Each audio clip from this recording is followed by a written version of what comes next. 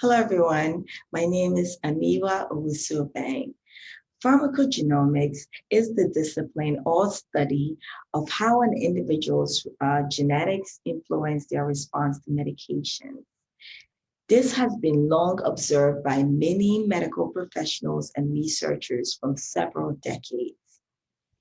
Despite the availability of necessary elements such as robust and replicated evidence, affordable and high throughput genetic testing technologies, electronic health records enabled clinical decision support tools, and expert driven therapeutic recommendation guidelines, pharmacogenomics adoption is still lagging behind.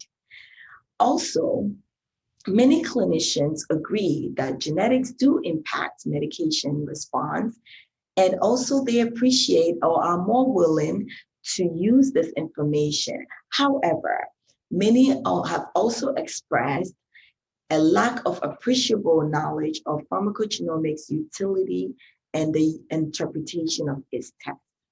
Hence, this paper is aiming to address these concerns and also provide some of the necessary elements needed for implementation. So we hope to provide stakeholders, particularly clinicians, who are interested in implementing pharmacogenomics with the necessary preparatory steps and clinical considerations for effective clinical adoption of this discipline. In this manuscript, we also discuss available pharmacogenetic resources, such as the Clinical Pharmacogenetics Implementation Consortium guidelines or the CPIC guidelines, as well as the FDA Table of Biomarkers and Pharmacogenetic Associations, and the Dutch Pharmacogenetic Working Group, among others. In addition to these resources, we also highlight important clinical considerations to consider when using pharmacogenomics to make therapeutic recommendations.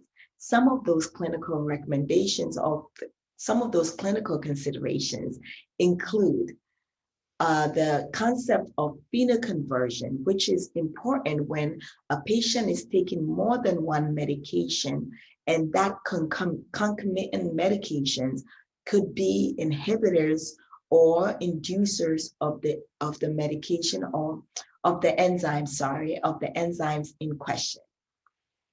In addition to phenoconversion, clinicians should also be aware of the organ transplant status of the individual, especially if that patient has had a liver transplant in the past, as the genotype of the recipient or the patient could be different from the genotype of the organ or the graft that was transplanted.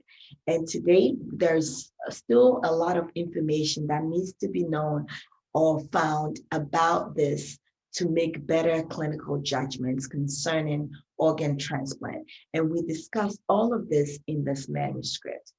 We also discuss the impact of pregnancy on pharmacogenetic interpretation, as well as ontogeny. So in this paper, we highlight a lot of the important clinical considerations that are needed in addition to a pharmacogenetic test to make therapeutic recommendations.